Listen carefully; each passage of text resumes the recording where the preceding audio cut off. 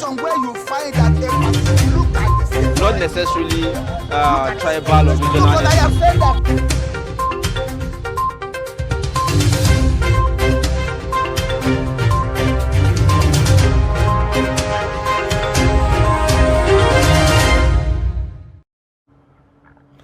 All right. Thanks for staying with us. If you are just joining, you're watching Daybreak on Trust Television. Time for us to take a look at the headlines on our papers this morning. Now, on the Daily Trust newspaper, the first story, talking about the lead story now, it says, Naira fuel crisis could hamper Nigerian elections, says World Bank. You also have the riders that says, Kaduna, Zamfara, Kogi, sue FG, CBN as court stops extension. 14 political parties threaten poll boycott if, and then you have the ellipsis there. To find the details, you take a look at the story on page 4. And then you have Buhari must act to douse tension. Well, you have also the pictorial showing you death toll in Turkey, Syria earthquake. It said that it hits 3,000 people so far. Now, above the lead story, you have Yobe North. Supreme Court affirms Lawan as APC candidate. You take a look at the details on page 10. IDP stranded as fire razes 200 houses in Borno camp on page 6.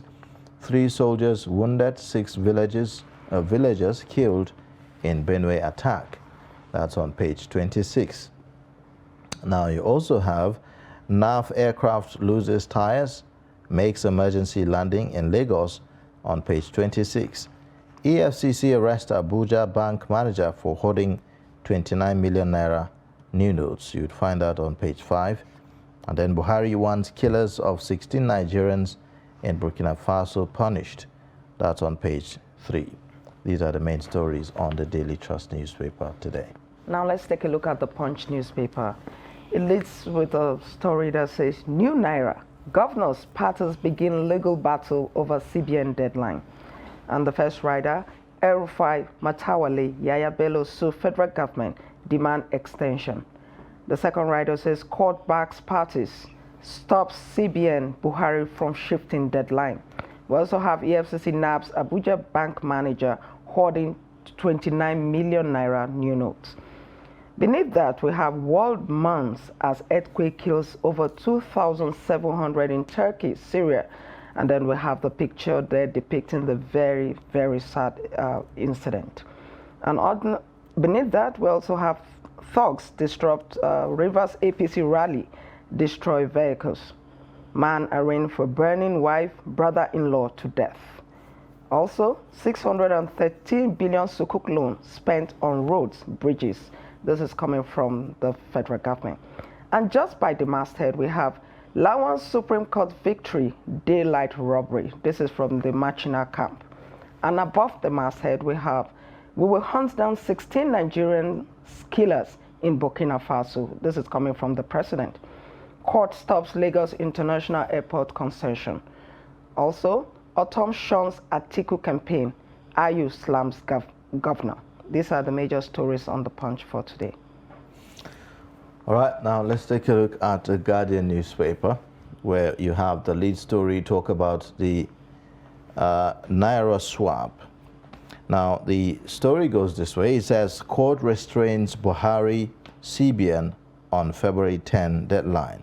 The writer says that 3 APC governors sue FG over Naira scarcity. Obaseki backs cashless policy. Protesters accuse banks of hoarding, selling Naira notes to politicians for vote buying. 14 political parties threaten to boycott elections if Naira redesign cash withdrawal policies are cancelled. You also have Nasima CBN should have introduced 5,000 Naira note, not redesign Naira. Now you have also above the lead story, Pastor Wale Paula Defara Singh lose mother at 98.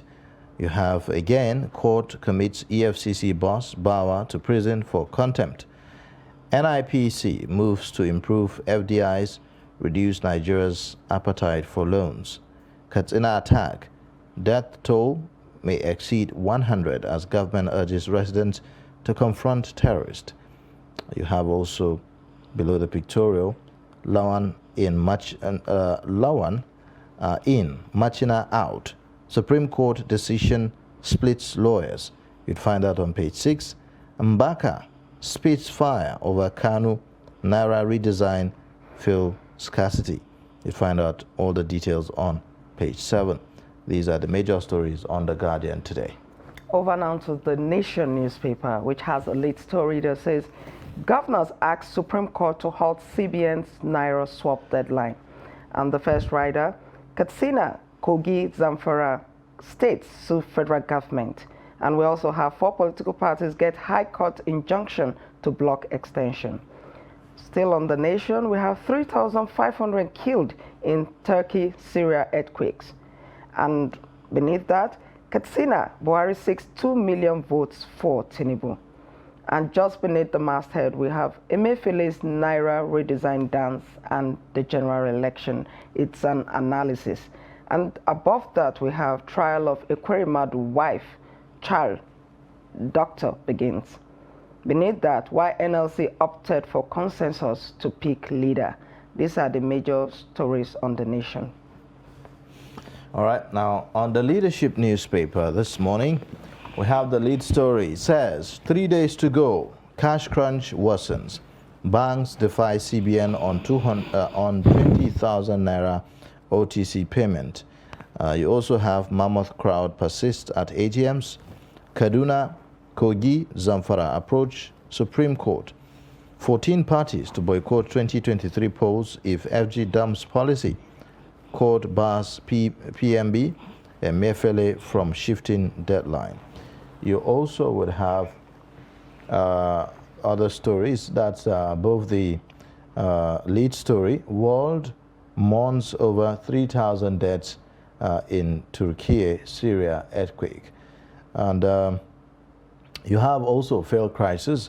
NNPCL, IPMAN reach agreement on direct supply and pricing. The next story, you have FG awards 85 billion Naira 2023 census contract to indigenous tech giant Zynox. You have also Katsina killings. We lost 102 persons, says community leader. These are the major stories on the Leadership this morning. Now let's take a look at the Vanguard newspaper. It has a lead story that says, old notes, don't extend February 10 deadline, court tells federal government, CBN. This is as Kogi, Kaduna, Zamfara drag federal government to the Supreme Court. We also have Yobe North, Supreme Court restores Lawan as APC's Senate candidate. Ekweremadu in court as alleged organ harvesting trial commences. Beneath that, rescuers walk through the night after Turkey's Syria quake kills 3,000. And also we have Nigeria footballer Hadi dies in Spain.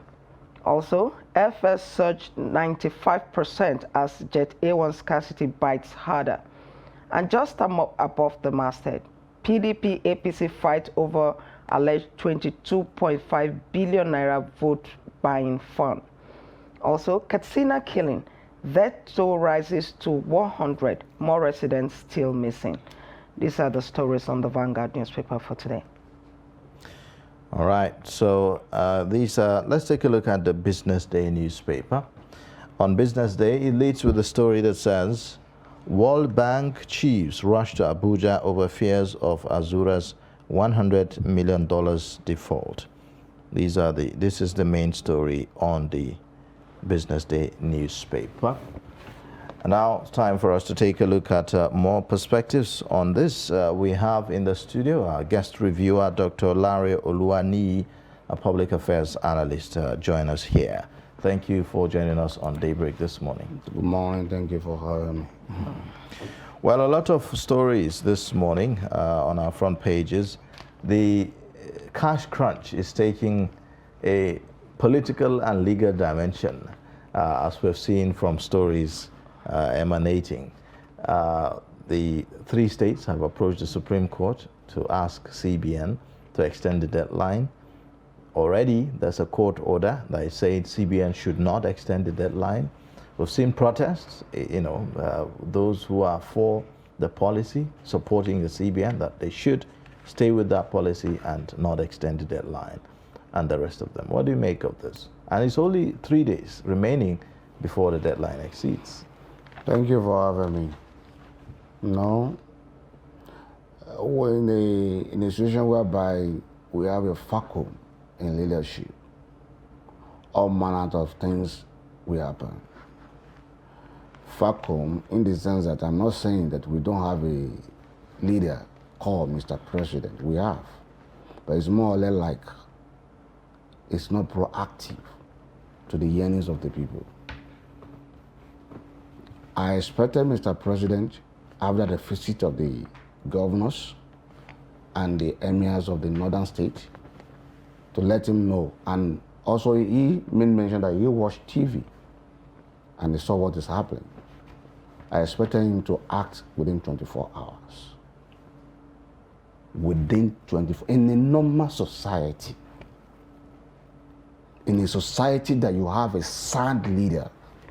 Well, Dr. Luani, you know that when, shortly before the initial deadline of 31st, the CBN governor visited the president, and the president approved that there should be an extension of 10 days. Yeah. I think the question now is, why haven't we seen any change since that extension? We have not seen change because there are a lot of political undertone. That is why you can see some political party can have a moral right to go to approach court for federal government not to extend the deadline. And a lot of people are suffering, and you call yourself a political party. So what are you campaigning for? So they will argue that at the end of the day, it's in the best interest of nobody knows. Since the beginning of these, nobody argued the best interest. And again, let's look at it from this way. Don't you think that we are channeling aggression or misdirecting our anger to the wrong place? So, for instance, the CBN talks about commercial banks hoarding the new Naira notes. And we've heard stories about how politicians go to these banks and take out the money in large amounts. So don't you think that we should be looking at the commercial banks? How many commercial banks will you monitor? That's the question. Why do they have to bring out the policy when the election is approaching? When they know the nature of the politician we have in the country? We should not deceive ourselves. Perhaps this will also help vote buying. It's not about vote buying. You can listen to Governor Rufai that if they want vote buying, they know how to do it. Politicians will always find their way out of any issue. But the Nigerian citizens are the victim of this policy. That's all. So in your view, what's the way out? Because it doesn't appear as if the queues are I've said it time with that number. The only way out is let the new Naira and the old Naira coexist for the period of nothing less than 1 year or 6 months. If you have a good intention, if it's not political which want, if it's not to put people impoverished, let the new, is it not our Naira? We understand that one of the reasons why this was, well, maybe not officially said, but a lot of people are confident that this will help, particularly the issue of vote buying. I stay with that because we know how Nigerian politics works. We know how elections works. Usually people will take out cash during elections and, buy their way in to the political parties. So isn't that a good thing for our democracy? And if you say extend by 6 months, wouldn't it? No, it's a good thing. Nobody is see, we should not run beyond our age. Nobody is supporting vote buying. Everybody is against vote buying. Everybody wants cleansing in the electoral system. Are you sure it's everybody that wants Okay, that? let's say majority of us that we believe in a good democracy. But the issue there is, are you going to solve that 3 months to election? You see, that is a genuine question. Maybe not if you entirely. want to do this, maybe not entirely, but but why are you doing it half-baked? Maybe in part. You will have started 1 year ago, 2 years ago. Are they just aware of vote buying? But no. Let's face the truth. In 2019, is there not vote buying? Why did President Muhammadu Buhari not brought out this policy 3 months to 2019 election? But the question, Doctor, the question a lot of people are asking is, a party that is in government, that is going into an election, will do everything within its power to ensure that it gets re-elected.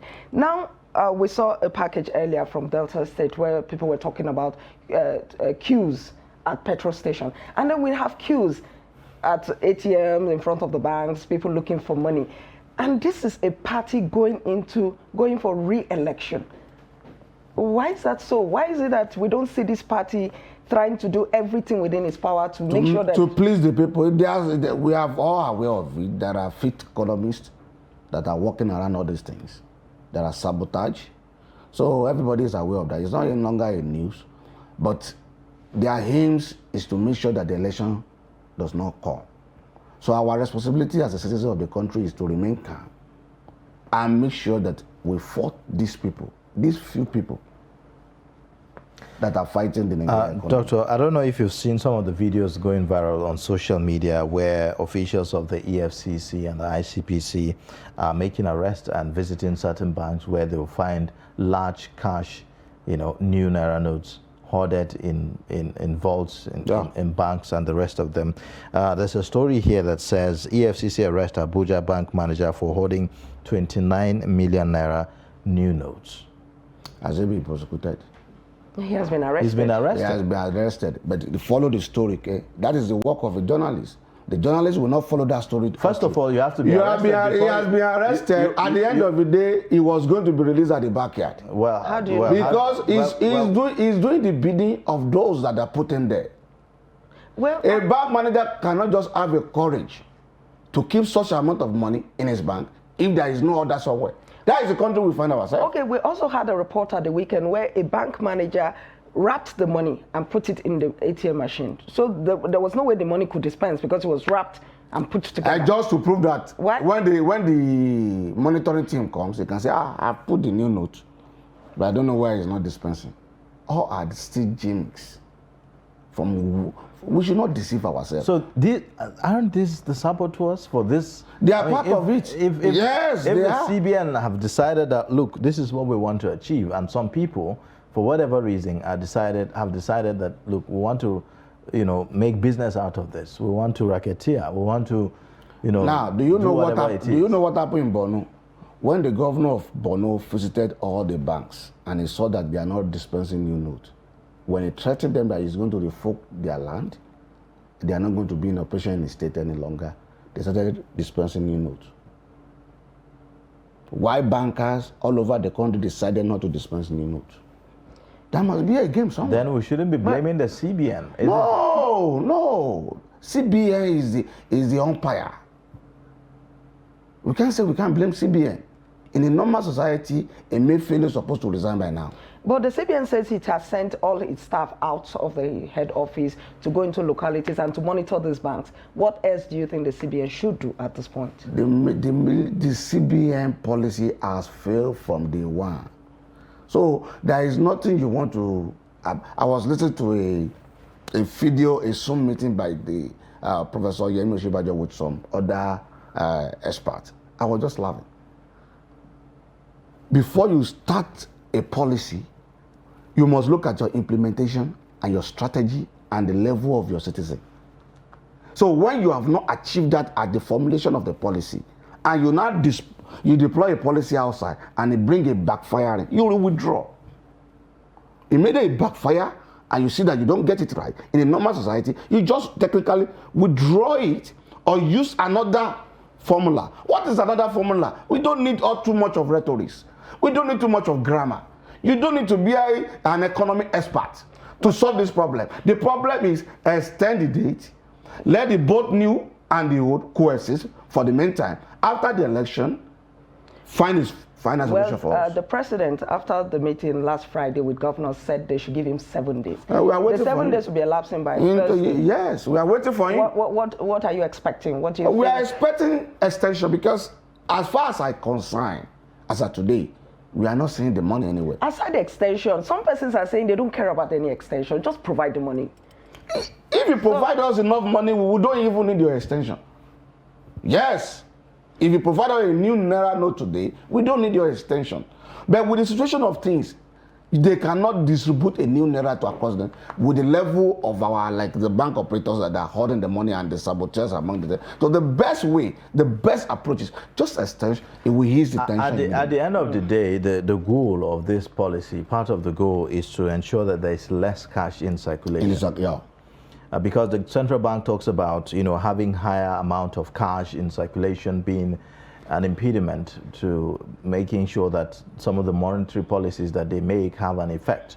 So they want to mop up the cash to make sure that there's less circulation of this cash. You know, so if this extension that you keep insisting on, don't you think that it will defeat the whole idea? The whole idea has already been defeated. I can tell him if he's here. The whole idea has already been How defeated. about, don't you think because you can't do, you don't get what I'm saying. Don't you think that all they need to do is some amendments to So, this? you don't get what I'm saying here. We are in democracy. We are not in a military dictatorship. Any policy you are bringing during democracy era must reflect the will of your people. But CBN is empowered to do this. It is empowered to do it, but if it does not reflect the will of your people, it's a failed policy. Even if it is to the detriment of the people? It's not at our detriment at this time. It's not a do or die affairs at this moment. It's not affecting our right to life on international law. All right, then. So let's look at another issue here, talking about fuel crisis. Also, it's one other crisis that Nigerians are having to deal with in the past, I would say, from last year, as a matter of fact.